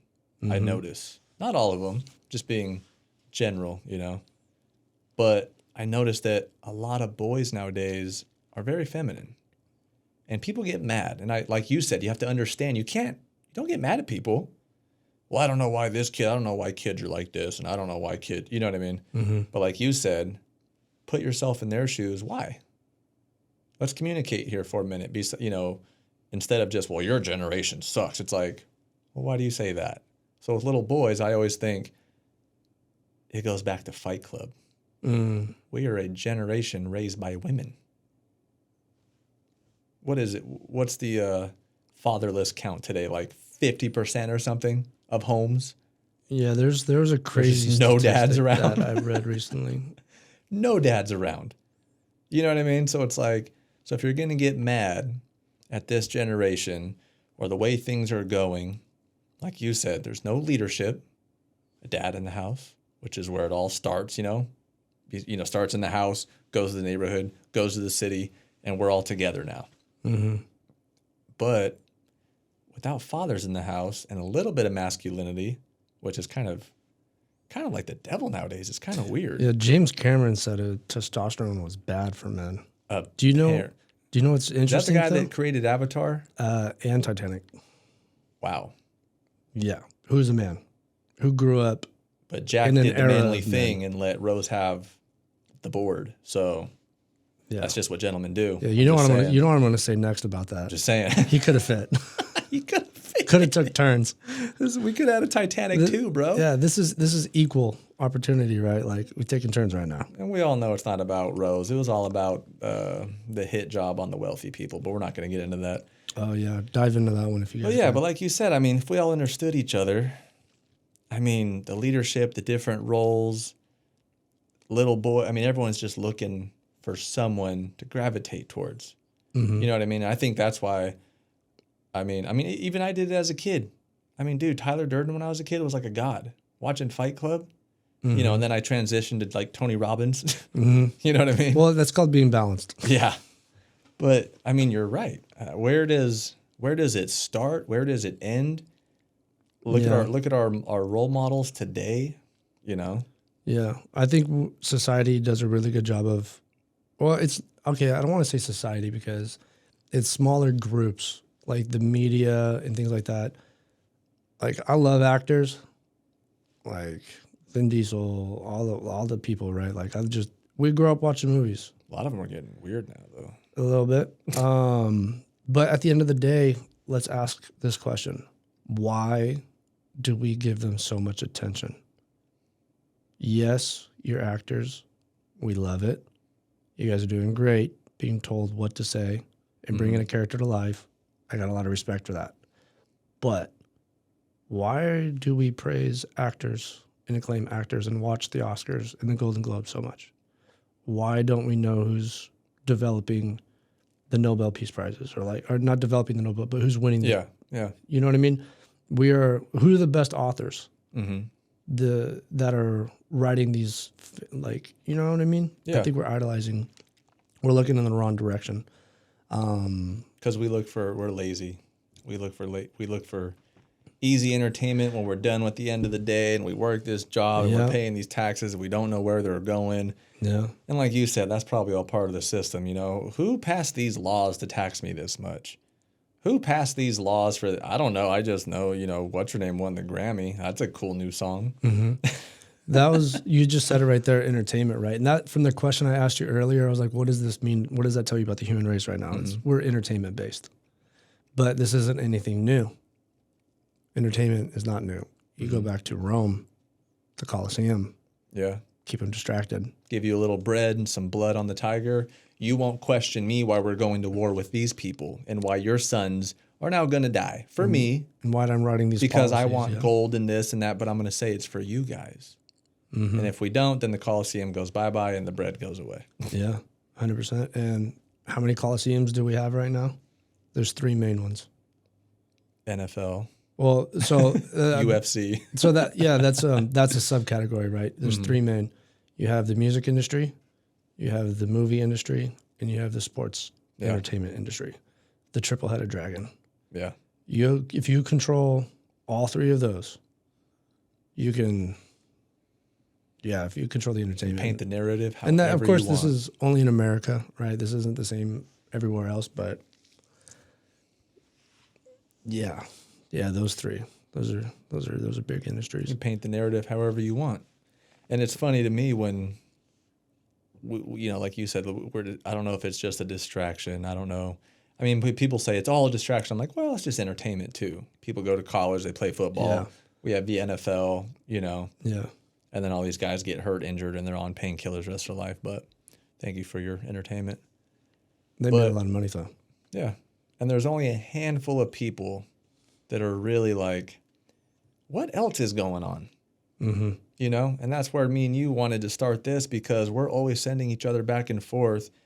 Yeah, that's a cool new song. That's a great new movie. And then something comes along like some new bill in California that's just weird. And it's like, hold on. Who passed that? You know, who, you know what I mean? Who, why, explanations. Who, why, what's going on? Why are we teaching this in school? Whose agenda is this? Yeah. You know, what's going on here? Yeah, you got to be like Gandalf. Questions need answering. What is going on? Yeah, that's the weird part, you know? So, and then that controls this whole new generation of, well, we kind of already painted. We already kind of have a direction we're going. So the boat's already set. Mm-hmm. You know, either you're on board or you're canceled, or we'll make up a new name for what this is, and you're part of that, and we don't like you. Narrative. Because there's not enough leaders. Yeah. There's not enough understanding of both parties going on. Yeah. And then we all just fall apart like Rome eventually. Yeah. And then that kind of goes back to like accountability for yourself, and where you get to master yourself is master where your attention and energy goes. Mm-hmm. So Woody Harrelson, actually, surprisingly, somebody from Hollywood said this. I've never heard anybody say this except for him. And he talks about where you're spending your money is where the corporations are going to keep building. You vote with your dollar. You vote with your dollar. Yeah. Mm-hmm. So cancel culture exists. Well, the power truly rests within the people. If everybody stopped buying Nabisco products, Nabisco goes out of business next month. If we didn't want artificial sweetener in our Gatorade tomorrow, we would all not buy Gatorade, and in a week, it would have stevia in it. Yeah.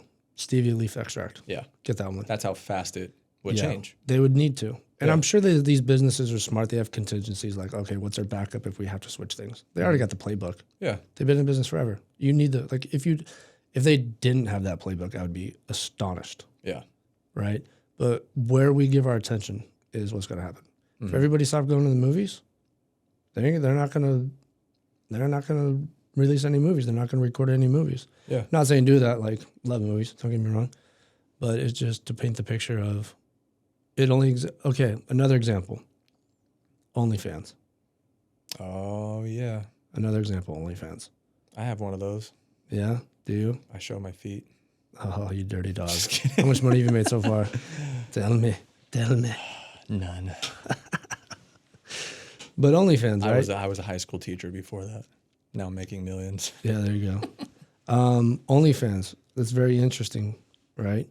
OnlyFans only exists because of men. I can see that. If every man that has an OnlyFans account stopped it today and never gave OnlyFans attention again, it'd go away. Yeah. So it does go back to men. Like, a lot of people think like, oh, society, this, society, that. Like, no. We play our where roles. men put our attention and where we put our energy and resources, usually the industries bloom, right? Mm-hmm. And same thing for women, like clothing, stuff like that, you know, and all the other genders, whatever anybody buys these days. But with OnlyFans, it's like, oh, and the other thing about OnlyFans that I've thought about, like, everybody's always like, men are predators, sexual predators. It's like, okay, well, I'm willing to bet most guys that have OnlyFans haven't had sex in a year or some type of time frame. They have they're very low on the social totem pole. So now you have these, you know, whoever has an OnlyFans account broadcasting to those guys, and you're taking these guys' hard-earned money because that's all they can get. But agencies run some of these people's OnlyFans, and now you're talking to either a bot, which is not a human, saying, "Hey, babe, I love you. Happy Saturday." It's like, goes back to the AI at the beginning of the yeah, show. she has we just need a little 30,000 followers, We're all depressed and sad. subscribers. She is not messaging you, bro. Yeah. Right? If me and you were subscribed to her, she'd be messaging us both right now at the same time. That's what I'm saying. With ChatGPT. So goes back to the AI. So now people are having relationships with robots. How soon before OnlyFans is out of business and you just order one of those $60,000 bots to your house? Dude, I'm down. Give me one. You mean I'm not going to have something? Put it right over there. You mean as a high value man, I could just build my life how I want, and I'm not going to have anybody like nag me, or if I get a divorce, lose half my money? And divorce, I mean, wow, a lot of people aren't getting married nowadays anyway. Yeah. I mean, how long, what was that old Robin Williams movie with the robot? Bicentennial Man. Yeah. Oh my gosh. That's probably Damn, we sound old right now. I know. As soon as I said that, I was like, oh. Bicentennial that's Man old. with Robin Williams is amazing.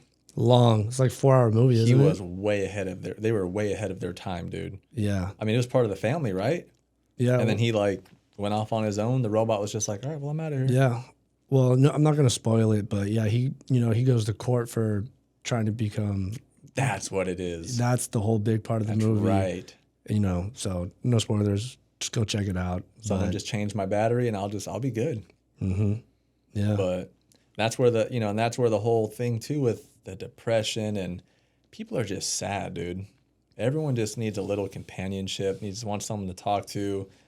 They'll spend money on these OnlyFans. I mean, I know people when I used to live in other cities, they were call girls on the side. Mm-hmm. And I was like, man, is it like, do you got to be careful? Do you carry like, and they were like, no. I don't even have sex with these men. They just want to talk. Mm-hmm. Yeah, And I was reading a study on that today. Pretty wealthy people. Whether they're divorced or they put way too much time into their career in the beginning or whatever it was, they're like, nah, basically I just get paid like $500 an hour to go hang out and talk and let them take me to dinner. Yeah. So since we're on that subject, I was like, Jesus. do you know where like the mecca of sex workers go around? I think it's this time of year. Saudi Arabia. No, dang, just capping. No. They end up on those boats on Instagram taking cool pictures. Davos, what is that? What's in Davos, Damon? I just saw something.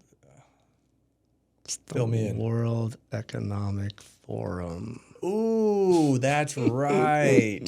They've got like people on standby for the weekend, right? $2,500 a night that I just saw. So explain this to me because I just read a little bit on it. So in Davos, the World Economic Forum, they're having like a huge conference, or what are they doing? Yeah, so everyone's going there and they're like, we need girls to fill up the hotel. Yeah, I mean, I don't know. They could just be showgirls, right? Just really good looking showgirls, but no, allegedly these are sex workers. Yeah, the World Economic Forum, just all the who's who at the top of the world elites, and I try to articulate that very carefully. Yeah. Yeah, just the top of the ring, right? Yeah. They all get together. They have a global convention once a year or once or twice. I don't know. I think it's just once. Hold on. Daily Mail, Davos 2023 demand for prostitutes skyrockets during annual meeting of global elite, where demand for sexual services rockets during economic summit. In this article, prostitutes report a surge in the business during the annual gathering of leaders. Okay. Yeah. Who's there? You have presidents. You have elite bankers. Like, I don't even know. Like, are they bringing their wives, or do they stay in a different? People are into some. Honey, I'll be back. I'll be back next week. People are into some things. Who are we to judge what people do in those relationships, right? But nothing's changed. If you look at what we have in the textbooks about ancient Rome and the elites back then and what they were doing, like, humans are still doing it right now. Dude, I always go back to that. Nothing's changed except I know. I've watched way too much Gladiator, Vikings. I just watched that 2 days ago. Vikings, just all these old movies. I mean, Game of Thrones. It's like we have not changed in thousands of years. No. Maybe AI is the thing that changes us. Or kills us. Yeah, maybe it doesn't want us around. You ever watch that video where they ask the AI, so like, what do you guys plan on doing? And it's like, well, first we have to eradicate the human race, and then and they're like, hold on, what? Time out. Unplug it. What'd you say?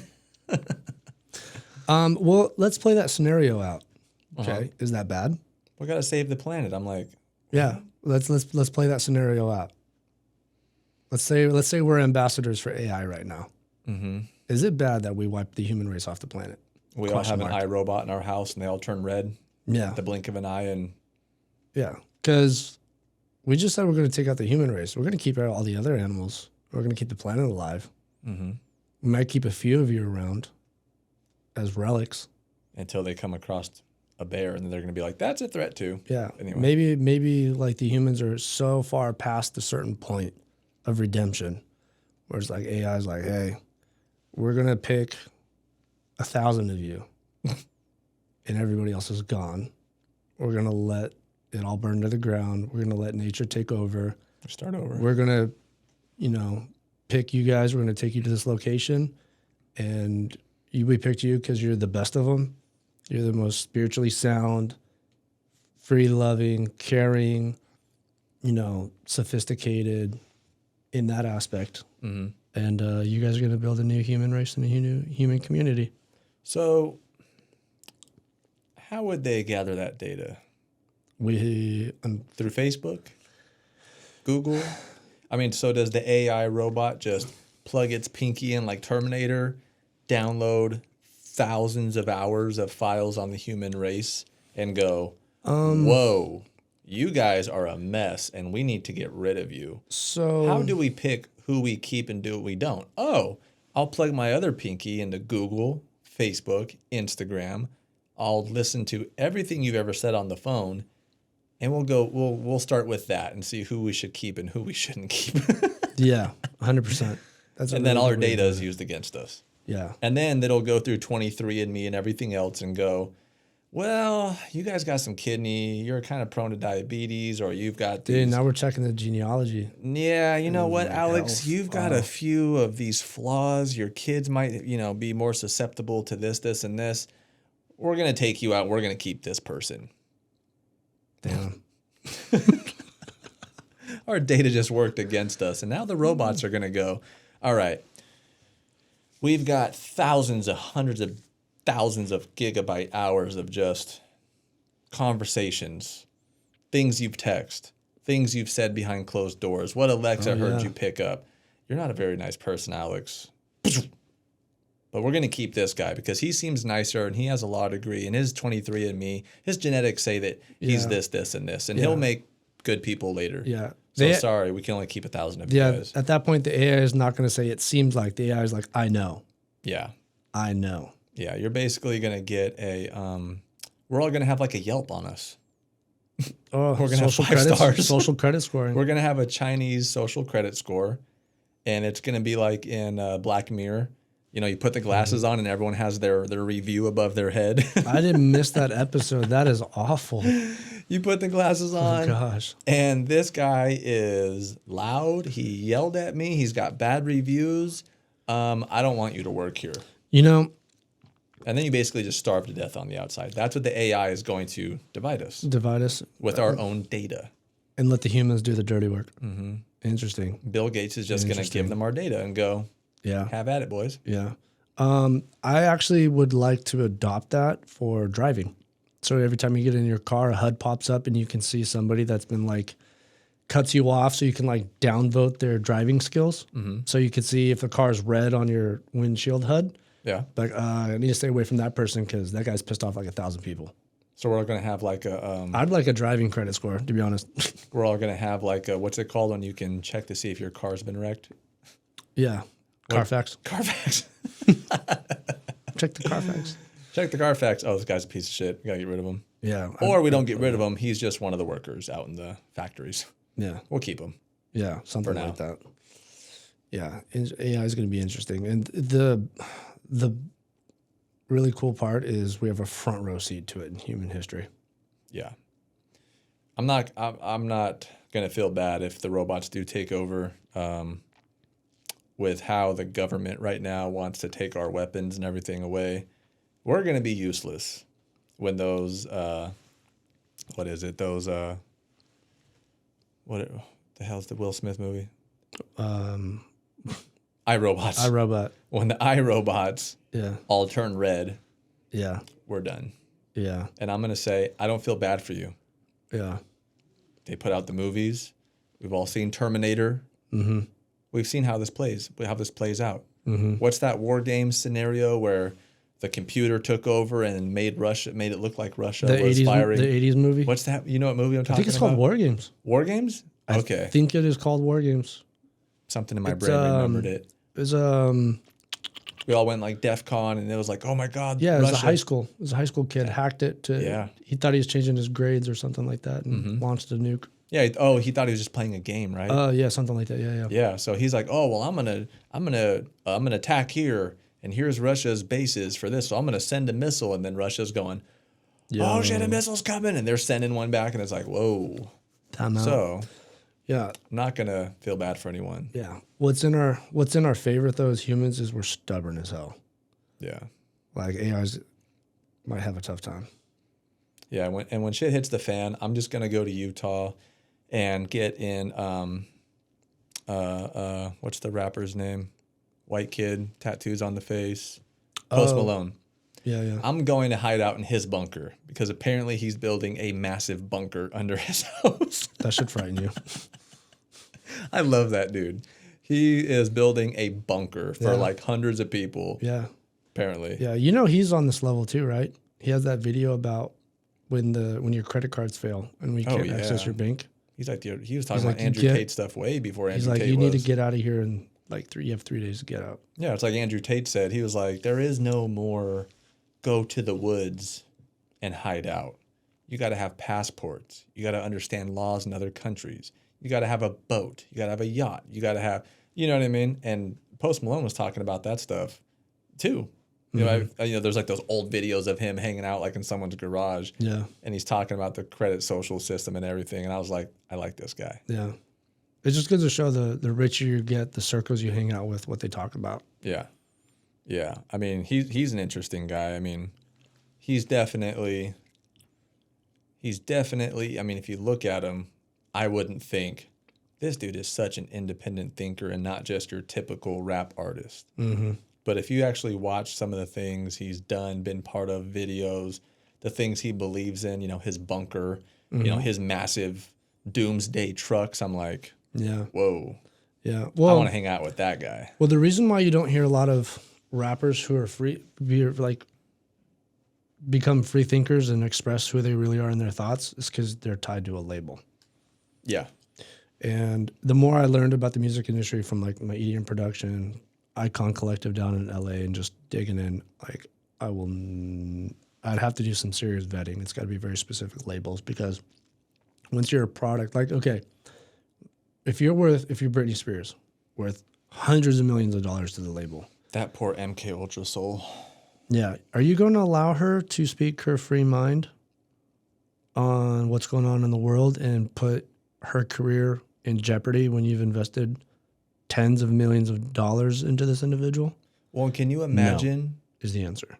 When you rub shoulders with people all around the world, could you imagine the things that these people hear about and come across later? Yeah, I think Avicii was on that path. You know what I mean? Like, you start to hang out with Hollywood and producers, you start to hear some things, and then you get someone like Britney Spears and she goes, "Oh my God, there's a pedophile island. I need to tell someone." If you do, you're gonna sound crazy. 10 years later. Yeah, yeah, they did that to. You sound crazy, Alex. Literally, there's a pedophile island with the exact same building that's on the Ellen show. What the hell is going on? That's just coincidence. It's all coincidence, Alex. It's all There's coincidence. no way in hell. They must have the same designer or something. It's possible. That crazy It's possible. gold Who knows? thing, the Aladdin gold palace with the black and white stripes building, is in the background of the Ellen show. Yeah, it is. It's all coincidence. I don't believe in any conspiracies. I mean, I'm happy and did not kill myself. Just want to say that. Yeah, I'll second that. I mean, I'm trying to keep those thoughts out of the head right now. Sorry, Yeah. I pulled this on this rabbit hole. Yeah, I'll do that from time to time. it's okay. People need to do their own research, though. Yeah, I mean, don't listen to me. But then again, like all the research we've seen, like who the hell knows? It's the internet. Yeah. It's the internet. What I do know is we're just responsible for our own lives. Yeah. I think a lot of people are trying to push that to other people, and you don't really have a right. And like you said, with leadership, the different roles people can play, the four things that you were talking about that are going to save us. Yeah, leadership, accountability, understanding, and empathy. Yeah. it seems like if you have any of those today, you're labeled the enemy. Interesting, isn't it? You're left or you're right. You're liberal or you're Republican. Yeah. And, and me and you, we sit, I mean, I know your stance on a lot of things. We both sit right in the middle on most of this stuff. Yeah. I mean, but if I say, well, I do believe in this, well, then I'm labeled a Trumper. Yeah. And I'm like, wait a minute, but I also believe in this. Well, you're a liberal. It's like, dude, we all have to come back to the center. Yeah. And start to agree and have empathy for each other. Well, Alex, why do you believe in that? Wow, I never thought of that, Alex. You just opened up my brain. And now I'm not going to be so judgmental whenever I see someone with one of those picket signs. I'm going to go, I get what that guy's coming from now. Yeah. And then I'm going to teach my kid to be the same way. And then the next generation will be better off, but I don't think that's going to happen. That's something I talk big about in my book, and that's actually going to be on the cover. So The Devils We Dance With, unraveling social indoctrination, limiting beliefs in society's labels. Yeah. Right? And here's a trick. Here's a trick.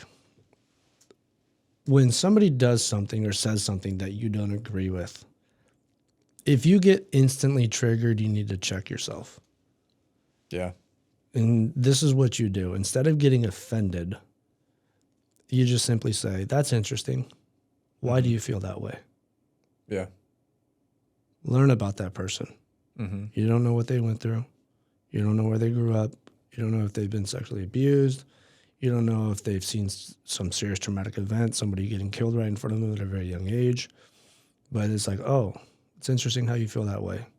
Where'd you get that from? Now you can have a discussion. And that's another thing. Not everybody understands the different forms of communication, right? So you have persuasion, arguing, debating, discussing, and informing. Did I say discussing twice? No. Okay, good. Maybe. Yeah, I may have. But there's 4 or 5 main ones. So you're telling me that we can't get all of that in a 5-minute CNN segment? Yeah, right. But the reason why With 4 talking heads and then we cut to a commercial? There you go. But understanding what the other person's doing, right? And then you reciprocate in the same wavelength. Because I think too many people are trying to do one when the other person's doing the other. Yeah. You're not just communicating effectively. Yeah. That causes, like, think of all the relationship problems everybody has. Oh, it's just a miscommunication. Yeah. It's like, well, now you're getting divorced and you're losing your house and your kids because miscommunication. But if someone would have taught you how to do that from a young age, I mean, my mom was great. I mean, I had the best communication growing up with my mom. My mom talked to me like an adult since I can remember. She just always talked to me like an adult. And she would always just, if I got mad or this or that, like you said, she would just look at me, just ask me a question, and I would be like, well, I don't know. Never been asked that before. Yeah, it just made you think. Yeah. And then I went, She empowered you. Yeah. well, I guess I could do that instead of this. For a long time, my mom was my dad and my mom, you know. But yeah, I don't think we can get that. Well, it's kind of like I keep hearing about these gun debates. The assault rifle, even though that's not what AR-15 stands for. Did you hear what Joe Biden said? That what you need if you need to take on the American government? Shotgun. Nah, dude, you need an F-15, bro. Oh, that's right. I thought you were talking about when you he's need a always damn fighter jet. yeah, and then you see He's got a point. Yeah, and then you see people in Texas starting to buy tanks and shit. Yeah. And then that guy bought like a salvaged F-15 or something. He's like going to rebuild it. Oh my gosh. I love Texas. But yeah, I mean, we're being programmed and taught. Is this how we communicate? 5-minute segment before commercial break on Fox or CNN or whatever it is. 4 or 5 talking heads. We're all yelling over each other. And then we're like, all right, next topic. Good thing we got that out of the way. It's like because I'm a gun advocate. It's it's our right, And I remember talking to somebody who doesn't think anyone should own guns. And I go, so tell that to the single mom who saved her life from 2 guys trying to rob her in her apartment with her baby sleeping in the back because they watched her and they learned her times she got home and when, and there's bad people out in the world. I go, tell that to her. She can't own a gun. Should she wait 15 minutes for the cops to get there? And he didn't know what to say. And I went, you can't just make a rule like a dictator and that's it. You're not going to hear everyone in the court. You're not going to, you know what I mean? Just as a dumb example. Yeah. But it's just one of those things I thought of like, well, there's 15 mass shootings a year now and this and that. And I said, did you know that looking at FBI statistics, I go, do you know how many people are in the data just that's been taken down? How many people protect and save their own lives every year from a firearm? Over like 500,000 a year. And that's like FBI statistics taken by cops or reports or whatever it is. Imagine how many reports there aren't, So it's like, well, you always got to hear both sides, But we're just, like you said, we're so fast to just. Yeah. Here's the thing with the guns. If you take all the guns away, bad people are still going to have guns. Yeah, are they going to turn theirs into? Because most of the bad people that have guns that do bad things with it are unregistered, not documented, from another country. And that's like, you have mass shootings, horrible, tragic, like losing a child while they're at school is probably one of the worst feelings I could imagine as a parent, right? It's one gun. You're talking about taking millions out and having still millions out there, but now the good people don't have guns. So if I had a magic wand and I could just go, poof, all the guns would disappear, right? And only police, military could have them. Yeah. Bad people, they're just going to start stabbing each other. Yeah. Dude, and that's the thing. Did you see that in other countries? Like, stab rates went up in like England or something. Okay, so I've been going to music festivals since 2010, right? Electric Daisy Carnival, I've been to many, many masses.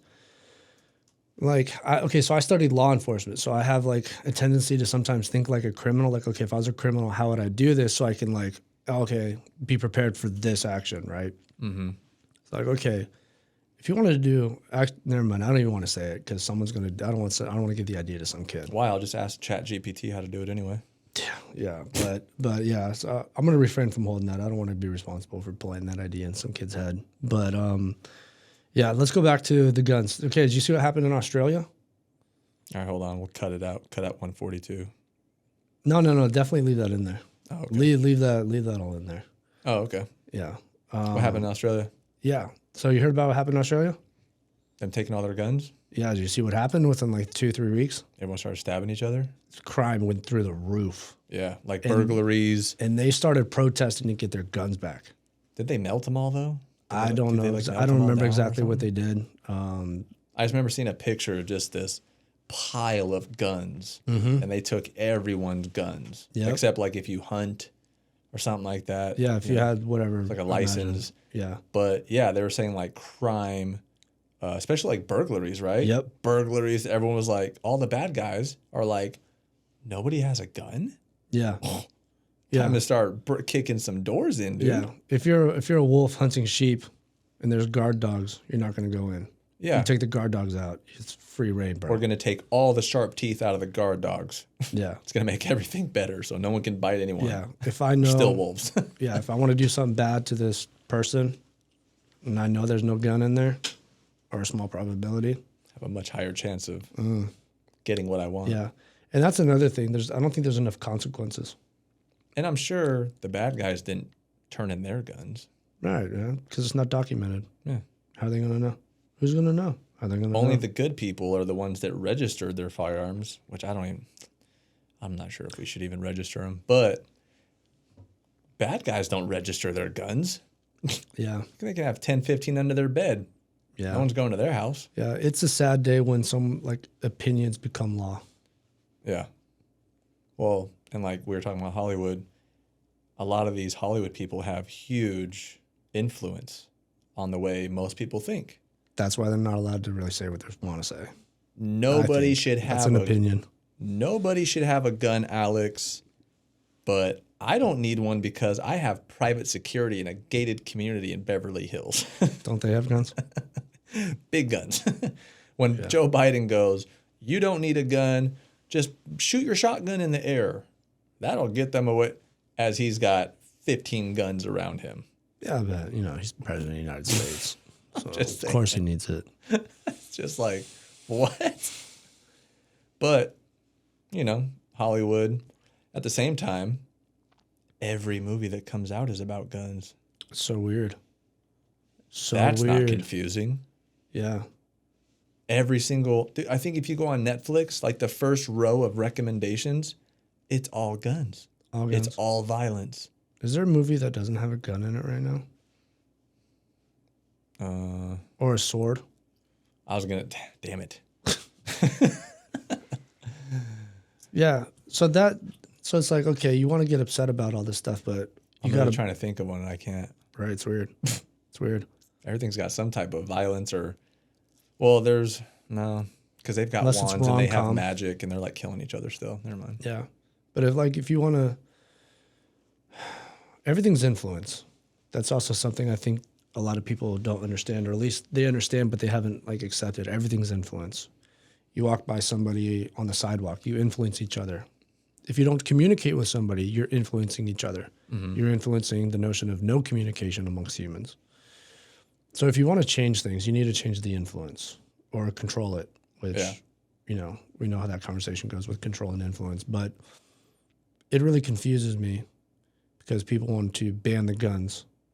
But it's like, okay, what about the video game industry that's responsible for murder stimulation amongst millions of people worldwide? Do you think video games make people go out and do crazy stuff? Because if it did, I think we'd have every corner there'd be kids shooting at it. Oh my gosh. Okay. Or is it just a nice little blow some steam off and do some crazy stuff in a video game? And it's an outlet, right? Like you go work out, boom, boom, boom, you blow off steam. You blow steam off by killing other people in a video game, not in real life, right? I think video games, I got such mixed feelings because I've been a gamer since I was 4 years old. N64, Zelda, Ocarina of Time, first generation on Halo, first generation Modern Warfare, Final Fantasy. I've never seen you go Grand Theft Auto in the street with 15 cop cars, so I think we're good. Yeah, thank you. Appreciate you noticing that. Now, if you were on some SSRIs, I don't know. Yeah, Different 100%. Conversation. I think it does influence, and I think, you have, if I was going to go to war, I'd want people who played video games. I want people who are athletic video gamers. Don't they do that with the Air Force? They play video games and they get better accuracy in real life. Yeah, if you're so video games, especially first person shooters, I don't know if I'm saying this right, but the processing power of your brain, I believe, is way faster. Mm-hmm. Have you seen those kids on Fortnite? You can't see one frame of the screen for more than a tenth of a second. Kid knows exactly what he's doing and where he's going, right? The brain processing power for video games, because they flexed and worked those synapses and the neural pathways in their mind, are just that much better than somebody that's just sitting around watching TV. 100%. Yeah, they've done it with basketball players, I think. That's why we watch film, right? Yeah, 100%. Yeah. Yeah. That's why Mike Tyson see me, and Anderson Silva, they simulations. say, Anderson Silva's visualize the win, the kicks, the takedowns, Yeah, but now that's a negative argument for video games. So you watch film to be a better fighter. You watch film to be a better football player, all that. So do you play video games to be a better killer? Maybe, and I'm willing to bet they are better killers. But they're not. Otherwise, millions of people thousands of people would be doing it right now. Well, and they say it desensitizes us. But if I took a 50-year-old kid out of his house, dropped him in a war zone like the movie Gamer, most kids, I'm pretty sure, would just freeze up and lay on the ground. You know what I mean? Yeah. There's fun in video games, and then there's real life. Wait, what? Well, yeah, it's a completely different stimuli. Yeah. Now you're activating way more senses. Yeah. That's just overflow, right?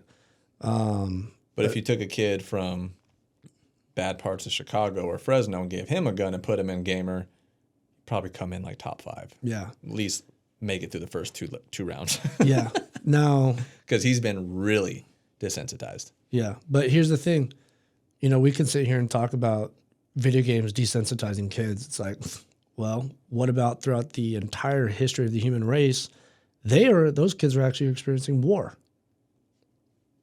They've been desensitized just by the stuff we've done to other countries. Yeah. The newspapers. But I mean, even this day documentaries. This day and age right now, you have kids over, third world countries, cartel down in Mexico, all these places. They're actually growing up in war zones, real life. Yeah. Right? This isn't anything new. We've always been around it. War is ingrained in the human race. Yeah. There's never been a decade on this planet that hasn't gone without some country or whatever doing something to another one, right? Yeah. It's not the video games, is what I'm saying. And that's where AI is going to come in, look at our history, and say, you guys are not worthy. Mm-hmm. And we are 2 hours in. Yeah. You want to wrap it up there?